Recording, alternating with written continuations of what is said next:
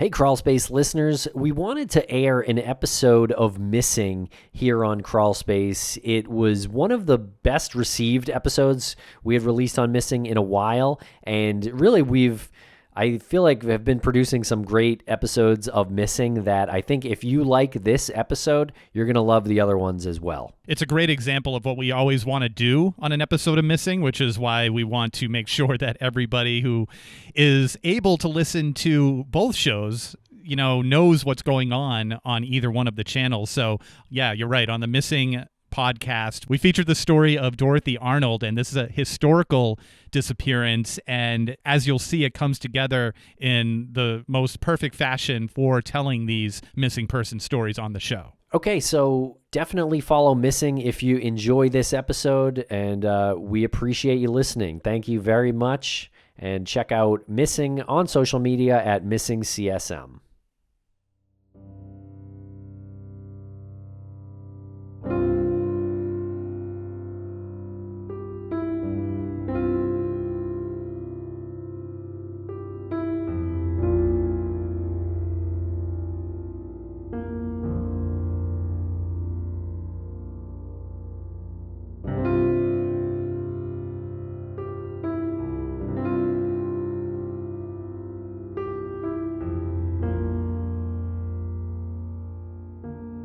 Welcome back to Missing. I am Tim here today with Lance. Lance, how are you today? I'm doing fantastic today, Tim. I'm very hopeful that you are feeling better. You sound much better. There's been a lot of ill health over there in the Poliri household, so my well wishes are being sent to you. I hope everybody who's listening, I hope they're feeling well also. We have such an interesting episode coming up, just you and I, talking about a really old disappearance. But Tim, let's talk a little bit about you. How are you? Doing good. Thanks a lot. Yeah, voice is definitely coming back. Energy levels coming back. The kids are at school today, so that's good. On the mend. Everyone's on the mend over here. And today, we do have a really compelling story about the disappearance of Dorothy Harriet Camille Arnold from Manhattan on December 12th, 1910. And this research comes to us by way of Kathleen Studer. So big shout out to Kathleen. She did a great job putting this research together. Very excited to go over it. It is a really mysterious story and one I had never heard of. Same. And I love these historical disappearances. I love these historical stories. There's just something about it that gives us like richness in the context of what we're talking about. But Kathleen really has a great way of detailing out everything that should or may not be significant in these disappearances. She's a great researcher. She weaves it all together in such a magnificent fashion. Can't thank her enough for this, the great Kathleen Studer. And this is the kind of episode that we want to be producing some more of. I know I did see some comments on Apple. Some listeners want us to get back to these type of cases, and I think we're going to. We're working our way back. We've had a lot of change over the past couple of years. 2 different partners. The most recent ones had some very different ideas on what they thought we should be bringing to the Missing airwaves, and frankly, we disagreed, and that's one of the reasons we're not partners with them anymore. So we are bringing more missing person stories to this podcast as it was always intended to be. Yeah, and on that, just a little bit, nothing behind the scenes goes quickly. I know it feels quick when you're listening to a podcast and you just see like every week you get 2 episodes of Missing or 2 episodes of Crawlspace. It feels like everything is always kind of, plugging along and things are happening quickly, but things go so slowly. So when you're leaving one relationship and going to another relationship, whether it's ad sales or marketing or something, like if you're doing something behind the scenes, it takes weeks before you can get back on track, get signed up with another ad sales partner or whomever, and then you have to go through the motions again. You have to reestablish your platform. It's really a lot of housekeeping, and we really, really appreciate people sticking with us on that. But to your point, Tim, these are the episodes that we want to consistently produce historical, non-historical, but just telling these stories about these missing people and putting out the information so that there can be some answers and there can be some sort of comfort for family members and friends of these missing people. Absolutely. And just want to mention, you mentioned Crawlspace. That is one of our other podcasts. We also have another podcast called Empty Frames. That is about art crime. And we have been producing some new episodes of Empty Frames lately, obviously, as well as Crawlspace. So make sure to go check out those two shows. They are really great shows as well. Gotta say, we brought our sweater games to this episode too. really did a good job with these. And for anybody who's curious about these sweaters that Tim and I are wearing, you can see them in person because Spotify has a wonderful new video feature. So if you want to watch this podcast and witness the sweaters and witness Tim's Kennedy hair, it's all there in video form on your Spotify app. All right. Well, make sure to follow us on social media at Missing CSM. We're going to break quick for commercial here, and we're going to be right back to speak about the disappearance of Dorothy Arnold.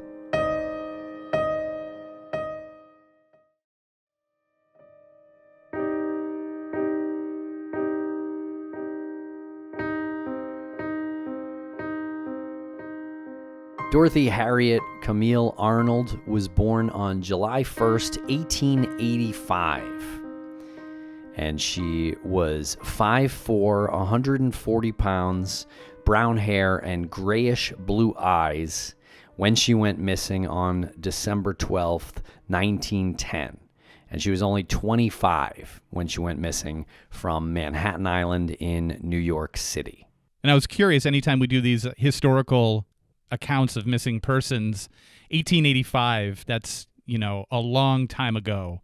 And I was Googling the average temperature for New York City in the 1880s, and you have to imagine that it would be a little bit cooler, not as much cooler as I thought, only 3 to 4 degrees cooler than what you'd be experiencing today. So the temperature when Dorothy disappeared in December of 1910 is around 36 degrees Fahrenheit.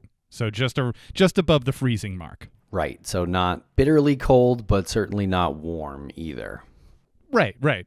And on the 12th of December in 1910, Dorothy left her residence at 108 East 79th Street in Manhattan to go shopping downtown for an evening dress to wear to her sister's debutante party on the 17th. And it was approximately 11 a.m. when she ran into her mother sitting in the lobby of the building, who offered to accompany her daughter shopping.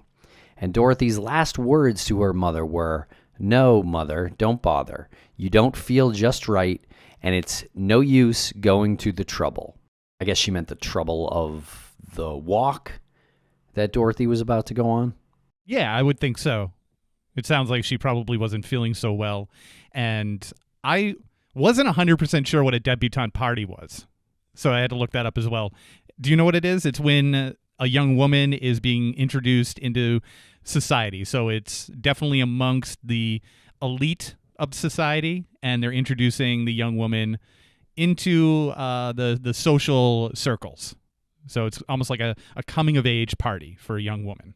So based on witness accounts that day, it is known that Dorothy wore a well-tailored suit with a blue coat and a hobble skirt in a matching color. She carried a large silver fox mutt with a satin handbag. But the most distinct part of her attire was a black velvet baker hat with 2 blue roses as decoration and a light blue lining with lace along the edge. And that hat was held on by a lapis hat pin, and she had on lapis drop earrings. So I was a little confused what a silver fox mutt is. So a mutt is a bag. It's a mutt theme. This is apparently what I've looked up, and hopefully it applies to what Dorothy had back then. So a mutt as a dog is sort of a mixed breed, so it kind of applies to the bag as in featuring prints or related to dogs or mixed breed dogs. So it's like a print, or it had some sort of dog-related theme going on her bag. which I thought was interesting. It is interesting. Yeah, dogs kind of come up later, too. Yeah. Definitely have some comments on that later. And she was also wearing her hair in a high pompadour. And this is an interesting tidbit, and I appreciate Kathleen providing the context for nowadays. She was carrying about $25 from her $100 a month allowance. So doing the math, and we're adjusting for inflation for today's numbers, $25 would be $836 in 2025. So she's walking around. My God. That's fine, $836. And her monthly allowance was $3,344 in today's numbers. So that's what she was given a month, I'm assuming by her family. I mean, I could like almost survive on that now. It would be pushing it. Yeah, it's definitely pushing it. But that was her walking around money. Yeah. Literally. Speaking of walking around. Yeah, she went on quite a walk that day. She chose to walk the wintry and icy sidewalks first to 59th Street. So that's about 20 blocks right there that she just walked. Right, from 79th Street. Yeah, and again, obviously it's cold temperature. We've been to New York. Today, you probably wouldn't walk that amount of time unless you're really bundled up. You'd probably hop in a cab or an Uber or something, you know? Yeah, or taking a train. train. Yeah. Right. And she stopped at Park and Tilford's candy counter for a half-pound box of chocolates that she charged to the family's account there. Which is also very telling about the family, that they have an account at a candy store. Right. Yeah, so a high society family for sure. Yes. And I believe that building still exists. The Park and Tilford building still exists, but unsure whether or not it is still producing candy, and unsure if they still have an account there. But if they do, then I think we should take a trip and retrace our steps and buy a half-a-pound box of chocolates. So she checked her general delivery box at the 34th Street post office after that. So again, that's like another 25 blocks. And she asked the clerk if any letters had come in for her from overseas. And clerks later reported that she had received several overseas mailings at the address. But I guess unclear on this day if she had received anything. So I'm just restating her route. Is pretty much like north to south, starting at East 79th Street, and she's gone all the way down to 34th Street to the post office.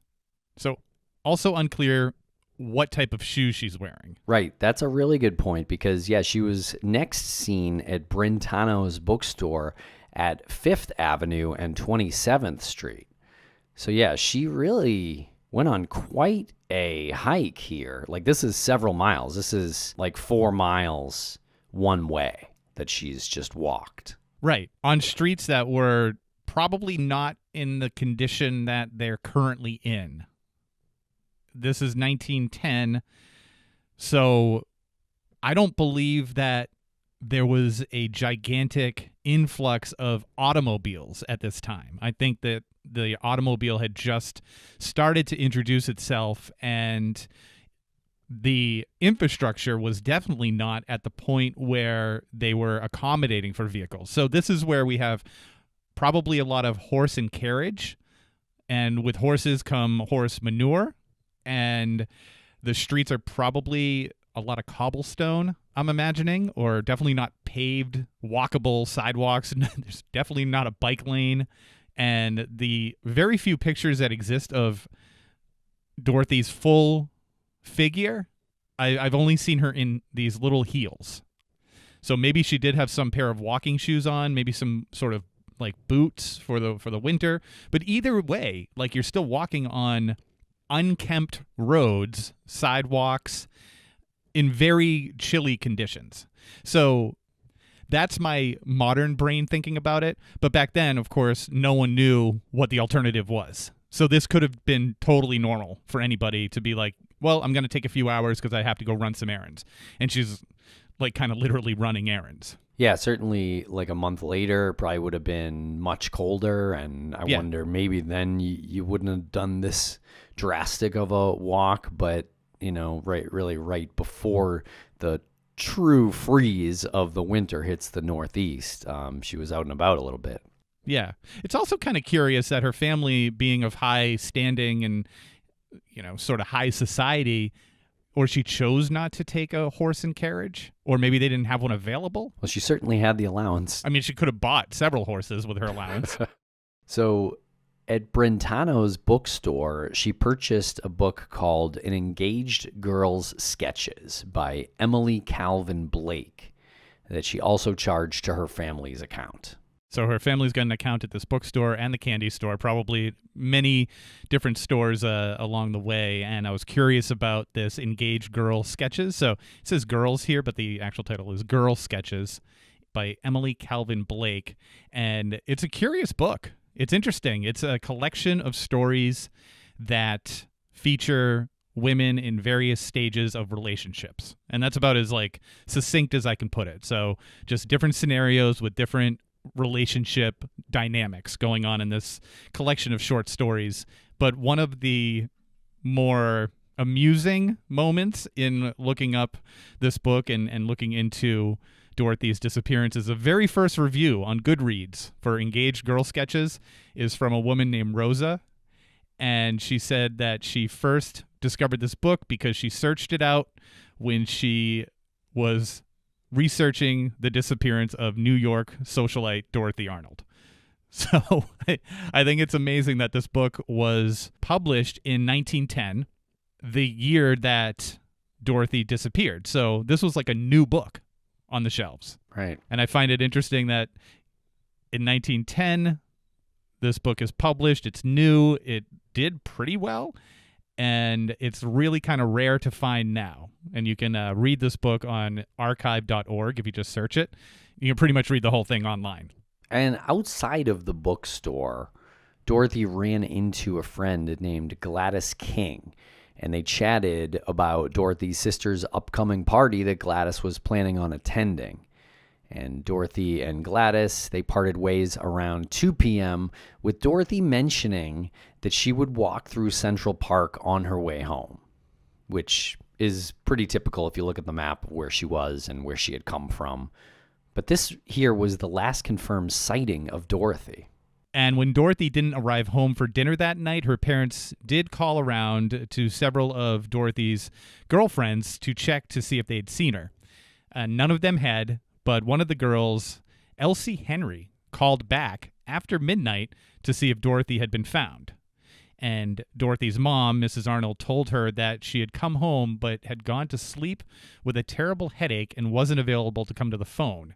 So to this day, no one really knows why Dorothy's mother said that, but it is, at least according to this research document, the start of a pretty strange story behind Dorothy's disappearance. Yeah, it does seem weird that that the family really didn't want it to be known that Dorothy was missing right away.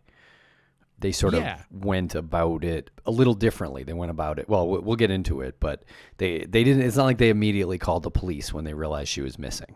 Right. They didn't immediately call the police, and I'm wondering if this had started this phone call after midnight from Elsie Henry. I'm wondering if that was just the beginning of them sweeping what they thought could be some sort of scandal under the rug. So if Dorothy does come home later on, it's just not an issue. Mrs. Arnold can tell Dorothy, oh, Elsie called. I told her that you had a headache and you couldn't come to the phone. So just keep that going, So that's the only rational explanation I can kind of wrap my head around for why she would say that. And so a little background here on Dorothy. She was the second child born to parents Frances Rose Arnold and Mary Martha Parks Arnold. Her father was a Harvard graduate and senior partner at F.C. Arnold and Company, an importer of fine goods such as perfumes in New York City. And his ancestors had come over on the Mayflower. Wow. And his sister was married to Supreme Court Justice Rufus W. Peckham. So, yeah, wow. Definitely some high society family here. And Dorothy's mother was from a well-to-do family up in Montreal, Quebec. And the Arnolds were on the social register and lived in the Upper East Side of Manhattan. And Dorothy was considered both a socialite and an heiress due to her parents' position in New York City society. Dorothy attended the Velton School for Girls, a private school on the Upper West Side. She graduated from Bryn Mawr in 1905, so 5 years before she disappeared. She had a degree in literature and language. And with that degree, she dreamed of becoming a writer. And she was working towards that goal at the time that she disappeared. A newspaper described her pastimes as, quote, private theatricals, musical soirees, and literary conversaciones. Tim, help me out with this word. Yeah, so I guess it's a scholarly social gathering held for discussion of literature and the arts. Interesting. Yeah, the word is very similar to conversations, but yeah, again, kind of that high society, big time into art kind of social circle. Sure. I can understand musical soiree. Curiosity drove me to look up private theatricals because I thought that was an interesting term for the description of someone's behavior. And apparently it was really big in the late 18th century, early 19th century. And it was written, I'm looking at Pemberley.com right now, and it was written that it was a step by the upper classes to distance themselves from the increasingly plebeian nature of performances at two patent theaters in London. So essentially people of high society, of what I'm gathering, will put on these private theatricals, sometimes in their home and sometimes in a private theater, because they wanted to separate themselves from the plebeian nature of public performances. Interesting. Yeah, it's definitely a different world. Yeah, and it's been covered by Jane Austen in a way where I believe it's almost like not poking fun at these people, but just showcasing the sort of absurdity of it. Okay, yeah, I could see that. And it does sound a bit absurd. Yeah, it does. And this kind of tracks with Dorothy's, I guess, interests because she wanted to be a writer, and she had recently submitted a short story she had written. The short story was called Poinsettia Flames. She submitted it to McClure's magazine. However, the magazine rejected the story after she had told her family about submitting it, and they teased her. Her family teased her quite a bit about her wanting to be a writer, but nevertheless, she submitted a second story called Lotus Leaves to McClure's. So she's got a plant thing going on, a floral theme with her stories. Neither of these stories at this time have been located online or anywhere else, which is unfortunate because it would be really cool and interesting to read her style of writing from her society, position. I would be very interested to hear how someone in her position writes. What do you think about her family teasing her? Yeah, I don't really appreciate that. I don't know. I don't know what they wanted her to do. I mean, she went to school for writing, so wouldn't they have expected her to do that? And she submitted a story. Seems normal. Yeah. If it was just like mild teasing, I don't know if it would make this research document. Right. I mean, it had to have been significant enough where someone noticed and reported to somebody, like someone said something in order for this to like present itself like over 100 years later in a research document. Yeah, I mean, she seems very artsy, Dorothy, and I think some artists, like actors at that time, for sure, weren't seen as like high class people. So I think maybe that's where the ridicule came from her family. It's like it's okay. maybe not up to the standards of the rest of the family. I don't know. I mean, I guess if you're a failed writer, maybe, but if you're a successful writer, then, they probably would have changed their tune, I would think. Okay. Yeah. One more thing on this teasing, and then I'll drop it. So if the family pays for the education, I would, if I was, if me as the father, a male figure as the father and my wife, and we have these daughters, and one of our daughters, we've paid the education for her, and she says, I'm going to become a writer. And we say, great, here's where you're going to school. And she gets out of school with a degree and submits a story and gets rejected. I feel like my next step is keep at it. I mean, look at all the other writers who got rejected. You don't get accepted on the first try. Rejection helps you. Let's work on what you need to do to get accepted.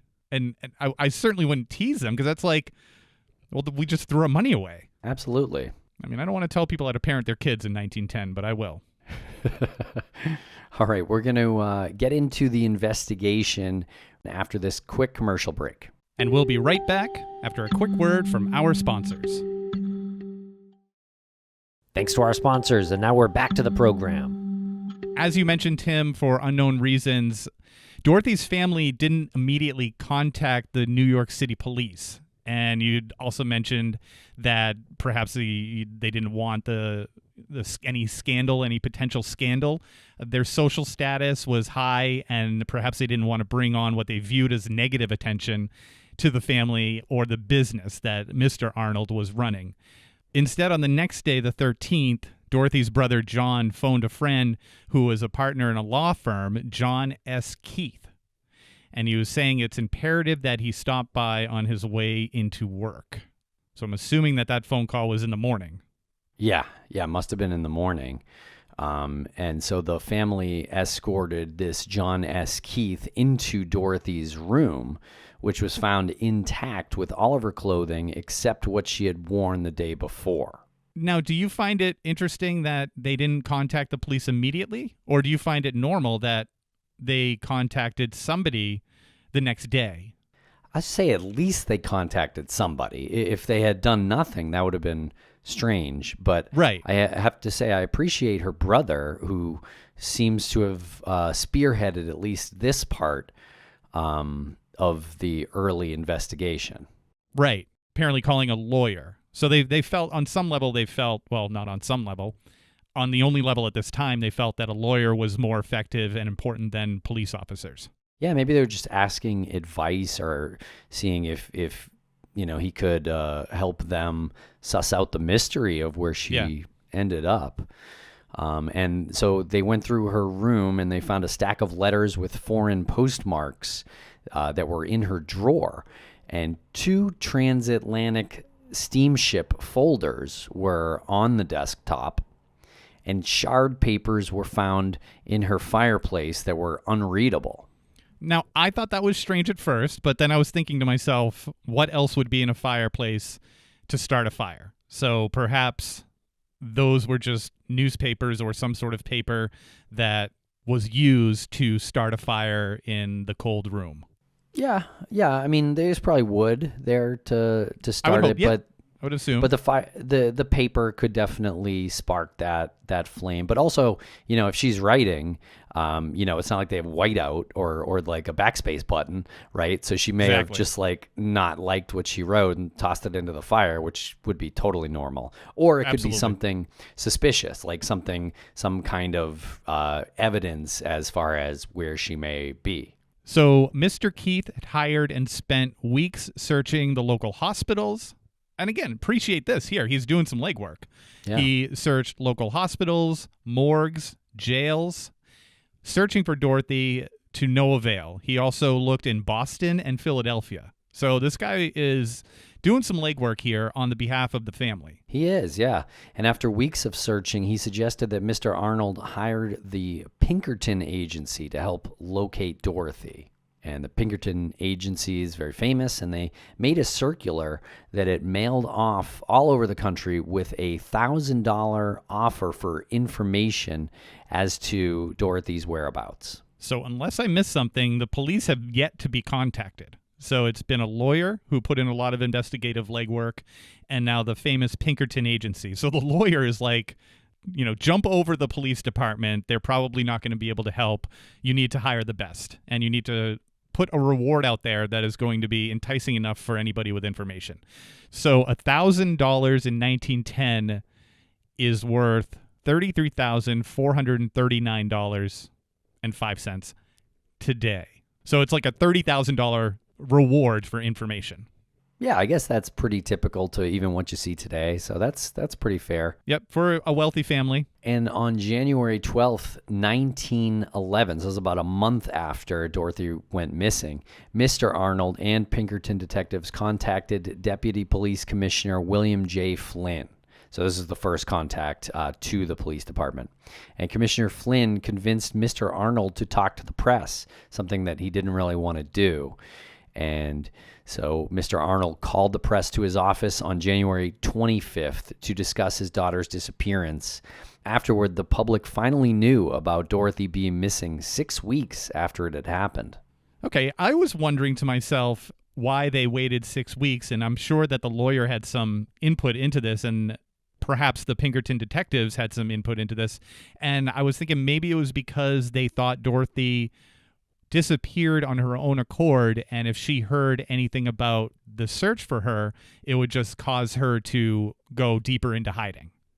So maybe that was why they kept it between limited amounts of people for 6 weeks. Or it could be that they just didn't want the public scandal. Yeah, either is possible, I would say. But also, I think what we know, obviously people today, they'll contact the police first, but it doesn't mean that the police are going to get too far, unless they're really personally doing some of these investigatory tactics that Pinkerton and the lawyer did, like go to Boston and Philadelphia. Some of the things they would have probably done is check morgues and hospitals and things like that, but they probably wouldn't have been traveling out of state. So, I mean, I can't really criticize them too much because it seems like the investigation actually went further than the police investigation might have gone right in the early part. I definitely agree with you on that. And it feels like 6 weeks of searching here and coming up with nothing. The next step makes total sense to me as well. Okay, now we need to take it public. We've really pushed it as far as we can privately. And Mr. Arnold stated that he believed his daughter was deceased. He thought that she had gone home through the park and, quote, might have been murdered by garrotters and thrown into a lake or the reservoir, end quote. Yep. And a garrotter is somebody who uses a garrote for a weapon. Yeah. Strange. We are familiar with garrotes. We've talked about garrotes quite a bit. Yeah, with the JonBenet Ramsey case. Very violent form of murder or torture. Yeah, exactly. Violent and effective. And police did search the park. They dredged the lakes and reservoir of Central Park looking for Dorothy, but they did not find anything. And reporters started digging into the life of Dorothy Arnold and found some things that didn't align with the quiet and reserved picture that her father tried to paint of her. So now things are sort of unraveling for the family image I'm feeling. Yeah. The months before Dorothy went missing, we'll take you back to the summer of 1910. Dorothy and her family took their yearly trip to their summer home in York Harbor, Maine, beautiful area. And as the end of the summer neared, Dorothy asked to head home early. And she wanted to go with a Bryn Mawr classmate in Cambridge, Massachusetts. Her parents said that was fine, and Dorothy left mid-September, which, if she wanted to leave early, like, when were they actually leaving? Like, mid-September, the summer's pretty much over. Did they stay until October? Like, that's a long time to be in your summer home. Anyway, that's just an opinion. So she left mid-September to visit her friend Theodora Bates. And I just love this name, Theodora Bates. It was later discovered that she didn't go to Cambridge at all. She went to Boston proper instead. Which, in fairness, is like a bridge away from Cambridge. It's over the Mass. river. Yeah. Yeah. I mean, even back then, it was probably easy to just pop between the two. And so George Stewart Griscom Jr. was well known to the Arnold family, and in late 1910, he was 41 years old, living in Pittsburgh, Pennsylvania, and summering in his parents' vacation home in Nantucket, and that's an island off the coast of Massachusetts. It is believed that Dorothy and George met when she was at Bryn Mawr, and newspapers allege that she had been engaged at one point earlier that summer. And it was also reported that neither of their parents approved of the engagement. And when newspapers published the story of the disappearance, a tip came in from Boston that needed further investigation. So this tip determined that George went to Boston on September 15th and registered at the Hotel Essex, and Dorothy arrived on September 16th, met with George, who registered her at the Hotel Lenox. And the tip further goes on to describe the pair looking very happy all over Boston for the next week. Both registered under their real names and addresses, so they weren't making any attempts to hide their identities. So that's kind of telling. And on September 22nd, at a shop on Boylston Street, Dorothy pawned $500 worth of her jewelry to pay for their stay. I thought this was super interesting. Dorothy has a significant monthly allowance. George Griscom Jr. was 41, so probably some level of established at that age. He's living in Pittsburgh, summering in his parents' home in Nantucket. That's the reason why I'm thinking, like, whether he's established through family money or what, or through himself.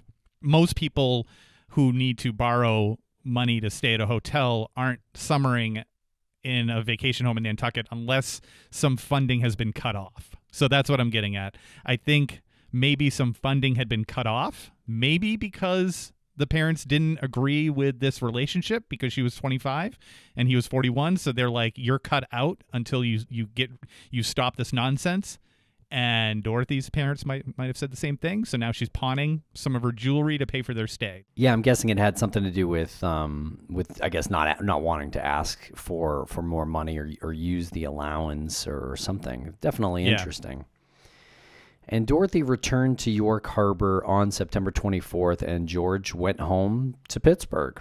Okay, sounds like they had their about a week together, a little over a week together. Yeah. Dorothy's family returned to New York soon after, and Dorothy asked her father for approval to rent an apartment in Greenwich Village. And it was known for a very lively art and creative community, even in the early 1900s. A lot of private theatricals going on there, I imagine. She wanted to write and have a space where she could be inspired and not distracted. And her father admonished her by saying, quote, "A good writer can write anywhere," crushing her desire for some independence. I'm not liking this whole parenting style. Yeah, I kind of agree with his point there, though. Like, I mean, it's agreeable. Yeah, I mean, like, Stephen King wrote his first book in on sitting on the dryer or something. So, like, he had his ironing board was his desk between the washer and dryer. So yeah. So I think that part is true, but it also seems like the conversation was more about the father not wanting Dorothy to live in Greenwich Village. Probably 100%. with those artist types. Yeah. So that really wasn't a fair thing to say of Dorothy, because we don't know if she was going to become a good writer or not. So between that and that ridicule that we had mentioned about her writing rejections and the secrecy of George back in her life, she opened up a general delivery box at the post office, which she visited often. And over Thanksgiving that year, Dorothy decided to actually visit her friend Theodora Bates, who was in Washington, D.C. at this time. And she arrived on Wednesday night, and on the morning of Thanksgiving Day, she opted to remain in bed. But that morning, a package was delivered to the house for Dorothy. And Theodora brought it into her bedroom, and Dorothy, I guess, sort of tossed the package aside, seeming a bit uninterested. And Theodora assumed it may have been another rejection letter, and didn't question her, as she didn't want to embarrass her. It's interesting that it's described as a package. And I would imagine if it's a rejection letter, that would be an envelope. And I don't know if an envelope would be described as a package. Yeah, maybe if it was a big envelope. Yeah. And it's a little unclear, but Dorothy may have had her mail forwarded to this residence in Washington, D.C., but there seems to be no explanation as to how there was a delivery on the national holiday Thanksgiving. Yeah, that's interesting. So this was like from a private delivery service that delivered on a holiday, like a major holiday. Yeah, a little strange there. But the next day on Friday, Dorothy came down fully dressed and packed to leave. Her friend exclaimed in surprise, quote, "It's only Friday and you intended to stay to Monday," end quote. And Dorothy replied that she always intended to leave on Friday. And when she arrived home in New York, she received a similar greeting. Quote, "We didn't expect you to come back until Monday," end quote. Again, responding that she had always intended to come back on Friday. So I don't know if there was a miscommunication or this is a little bit of a white lie. Yeah, I thought maybe both. And then I was thinking, I wonder if there was just something lost in communication there where she said she was going to come back after the holiday. And someone thought, oh, after the holiday, weekend, after the holiday time, so probably Monday. And she literally meant no, right after the holiday. And so Dorothy spent the weekend at home sewing and reading. And when Monday came, she went to the post office box where she had received several letters from overseas. And we'll be right back after a quick word from our sponsors. Thanks to our sponsors, and now we're back to the program. Okay, and now a little bit about George Stewart Griscom Jr. This is the guy who was 41 when Dorothy went missing. And so George Stewart Griscom Jr. was born to George Sr. and Elizabeth Griscom in Pittsburgh, Pennsylvania on April 8th, 1870. And George Sr. was the superintendent of the Pennsylvania Lines Railroad. And the Griscoms were members of the upper class of Pittsburgh. And even though George Jr. was 41 at the time of Dorothy's disappearance, he was still living at home with his parents. It's probably podcasting.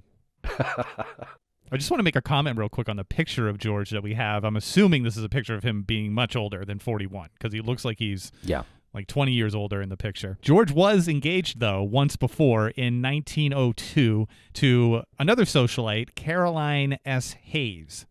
A marriage certificate was issued to them on April 28th, 1902, but the wedding actually never happened. Yeah, this is a really interesting part.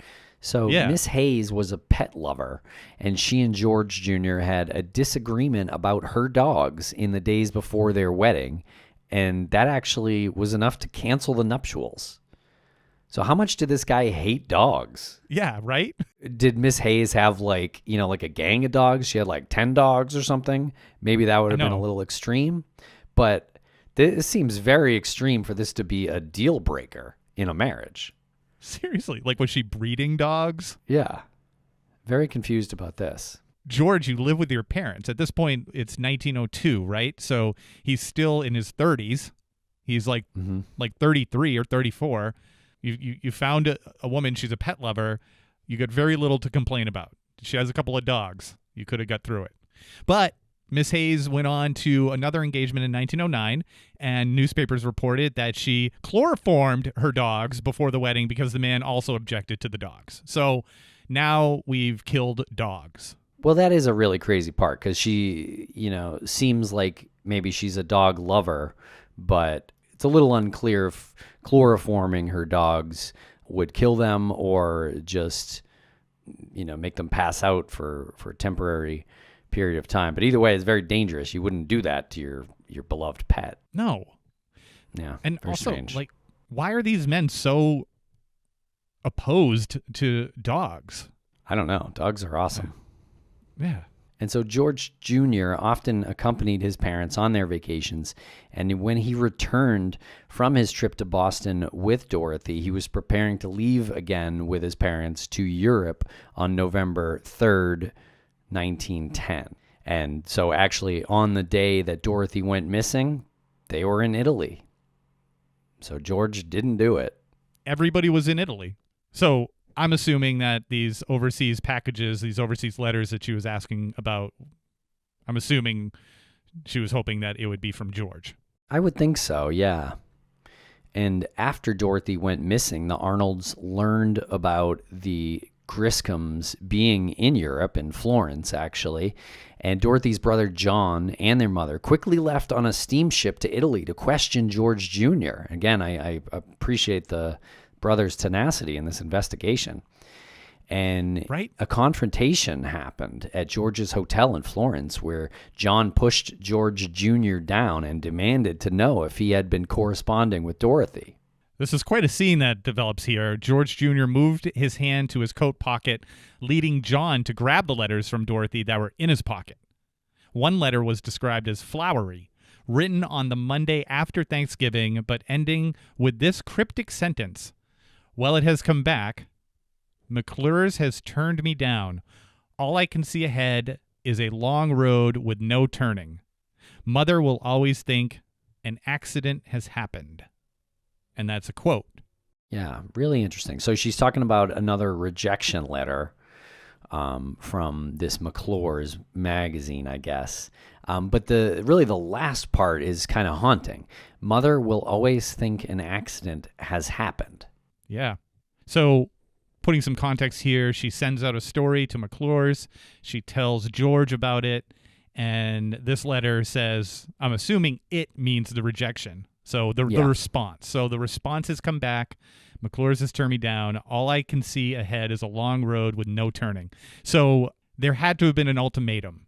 If McClure's turns me down, this is what I'm going to do. All I can see now is a long road with no turning. So there's a decision that's been made based on this decision from McClure's. But very cryptic last line. Mother will always think an accident has happened. Mother will always think an accident has happened. It sounds different, if you emphasize different words there. Yeah, it's very unclear what she means. I guess it's kind of a suicidal thought, I would think, right? Or at least I'm going to disappear and Mother will always think that an accident happened and my body was never found. Or either that or suicide. But her suicide would have to look like an accident for her to say Mother would think that this was an accident. Strange. Yeah. But either way, the Arnolds did leave, and they left confident that George Jr.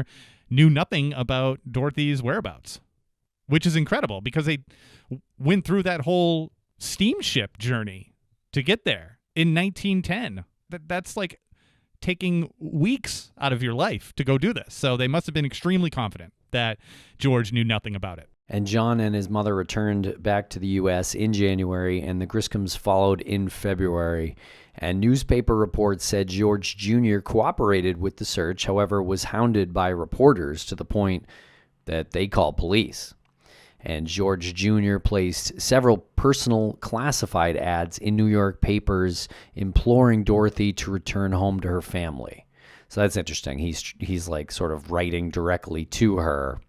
Or at least he thinks by placing ads in the newspaper. And apparently he thinks she ran off. Yeah, so he must have been desperate enough to, at that time, right, to want to know where she was. He probably really did care for her, but I was thinking at the same time, maybe this was a way to just make himself look a little better in the situation, a little less guilty. Would definitely serve both purposes there. Yeah. And in 1913, George Jr. moved to London and managed a business there. And he continued to live in England and died on March 11th, 1938, outside of Liverpool. And it seems he never married after the two failed engagements. So he was 41 in 1910 and he died in 1938. That would make him 69. So he lived a pretty long life back then. I'm pretty sure that's a little bit older than the average life expectancy. Yeah, I think so. So what happened to Dorothy? So months later, as the investigation into Mrs. Arnold's disappearance plodded on, a neighbor came forward to police. He remembered seeing Miss Arnold get into a car near her residence at around 4:30 p.m. on the day she went missing. And there was a woman already in the car, and I guess this tipster recognized the chauffeur as someone that was from Philadelphia. And the tip reminded Dorothy's parents of another that they had heard, that a chauffeur had driven Miss Arnold to Philadelphia on December 12th. And that, coupled with another tip from an inmate that said he was involved in covering up her death at the hands of an abortionist doctor, made people wonder if she had become pregnant following her trip to Boston. You know, it didn't even occur to me now until I heard you read this out loud. And I read this, but I didn't hear it out loud. And we hadn't discussed in depth the comment about an accident. And I wonder if Dorothy told her mother that she was pregnant, and that's what she was talking about. Maybe she couldn't have the independence she wanted. She was rejected again by McClure's. And she said, if I get rejected again, I can't have this baby. I can't have, and maybe it's George's baby. maybe, she gets accepted. She's like, I'm a published writer now, and she feels like she can support the child on her own. I don't know. I didn't think of this until hearing that out loud. Maybe the accident she's referring to is the abortion, and she's going to tell her mother that an accident happened and she lost the baby. Interesting point. Yeah, definitely a possibility, I would say. So this is the oldest missing persons case listed in the Charlie Project. And Edward Henry Smith wrote in his book, the book called Mysteries of the Missing, and he described Dorothy's case, quote, a disappearance which had from the beginning no standard in rationality, being logically both impenetrable and irreconcilable. It remains obstinate and perplexing, a gall to human curiosity, an impossible problem for reason and analytical power. End quote. Edward Henry Smith needs to relax on his terminology and his verboseness poetic. Yeah. We get it. It's a tough case to crack. Almost an impossible case to crack is what he's trying to say. So that's pretty much it. That is where the story ends. So we're really left to come to our own conclusion about what we believe may have happened to Dorothy. Did she ever attempt to return home? And did something happen in Central Park? Was she accosted? Did she really fall into one of the water sources there in the park? Did she run away, perhaps with somebody else? Did she commit suicide? Or was there something with this abortion that went wrong? And, it's unconfirmed anyway. We don't know, but certainly some possibilities here. What do you think? Yeah, I would have to say in the scenarios of her being accosted in Central Park or committing suicide or dying as a result of an abortion are probably very low possibilities in my thinking anyway. I feel like accosted in Central Park, you'd find the body or something of her belongings somewhere. Committing suicide, same thing. I feel like at some point, wherever and however she decided to take her own life would have been discovered after an extensive Pinkerton investigation, which, again, you'd mentioned they're famous. They were famous for a reason. They were very successful investigative service. Dying when an abortion went wrong, also really low for me, because that's going to take some serious covering up. And then as far as I can tell and as far as we've researched, no one really came forward about that, right? Right. Other than that inmate, the tip from the inmate saying he was involved with covering up her death at the hands of an abortionist doctor. But why wouldn't he say what happened to the body? And then it's, I don't think that we should be taking this alleged inmate's account, very seriously. I mean, it's something to consider, but, you'd really have to work to cover that up. Yeah, and I mean, why would this inmate bring it up anyway? I mean, this happens today. Inmates have tips in missing persons cases, but most usually they're looking for a lighter sentence for themselves, and but that would entail you actually providing some real information, and so this inmate didn't, because she's still missing. And the other thing is, there was never any confirmation she was pregnant at all. Right. So, if there was a doctor's note or something, then maybe I'd go down that path a little bit further. I don't know. I mean, I guess it's a possibility, but yeah, I'm not too keen on believing inmates, but it's an interesting tip about Philadelphia. Mm-hmm. I almost feel like maybe she just took off to Philadelphia and changed her name. Yeah. Hopped on a train. I mean, she had a plan that day, right? Let's go back to the day of. She had a long, long walk. I don't know if that was meant intentionally so she would be spotted in several locations, but she had a plan. Regardless of her disappearing, she had a plan to check the mail, pick up some chocolates, do these errands before her sister's debutante party, pick up a dress.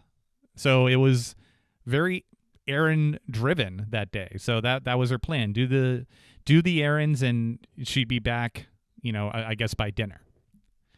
But yeah, somewhere along the lines, she's just gone. Like everything that is on her person disappears with her. So yeah, to your point, it does feel like she just kind of hopped on a train and left. Or in the car. Yeah. And just was taken to Philadelphia. But also, if she's picking up a dress for this ball like a week later, and then she was intending to leave anyway, why would she have picked up the dress? I guess it's like a misdirect in that scenario. Yeah, keep up appearances that nothing's going wrong. Right. I don't know what her relationship with her sister was like, but kind of hard to imagine she'd want to miss her sister's big party. I know. Sounds like the whole family just kind of made fun of her. I don't know. That's just a feeling I get. Yeah.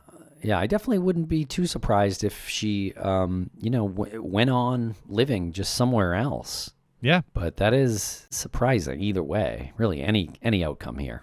And you'd mentioned the car, right? So I said train, but I had kind of neglected to remember the account that you mentioned, the neighbor who came forward to the police, and that was at 4:30 on the day that she went missing. So if you kind of do the timeline in your head, she leaves in the morning, like mid-morning, and she walks this distance, does all of her chores, and she's coming back, and it's around her residence that she gets picked up according to this tip. So 4:30 tracks with the time frame, because if she's coming back for dinner, that seems like about the right time to be coming back to like settle in for dinner later on. There was a woman already in the car, recognized the chauffeur as someone, I guess, who was familiar to the family. So someone sent a car for Dorothy, according to this guy, this neighbor. Yeah, and she had that friend who was in Washington, D.C. That's Theodora. Theodora Bates. I mean, that's a little further south than Philadelphia. I mean, if that's the woman who was in the car, I don't know. I'm just maybe assuming. Yeah, I don't know. This is a really peculiar mystery. All right. Is this more or less mysterious than Etta Rial? Yeah, it is along the same lines, and that's a case we covered a few months ago with our buddy Ross. And so you might want to scroll back for that one around the same time period, though. I would say Etta's story is a little bit more mysterious with some of the details involving the train and the phone call and things like that. But this is definitely a similar case. Leaves me with a similar kind of haunting feeling. Yeah, these old historical ones, they do leave you with that haunted feeling. In closing, there's no current open law enforcement case that exists for Dorothy today. Yeah, unfortunately. So this seems like this is going to be forever a mystery unless someone stumbles across her body. But I don't know. Seems like I don't expect her body to be found in Central Park at this point. No. It's very compelling, and I'd be really interested to find out if like some family out there has like a relative back in the day, around that time, who heard something. That would just be such a cool update on this story. And again, big thank you to Kathleen Studer for putting this together. And she used a number of sources to construct this research document, all of which are in the show notes. And I feel like if this has sparked curiosity in our listeners, check out these links and let us know what you think about it. Yeah, definitely let us know what you think. And check us out on Spotify. We'll have a poll up there on Spotify as well. So thanks a lot for listening, everybody. We really appreciate it. Make sure to follow us on social media at Missing CSM. And we will be back next week with more.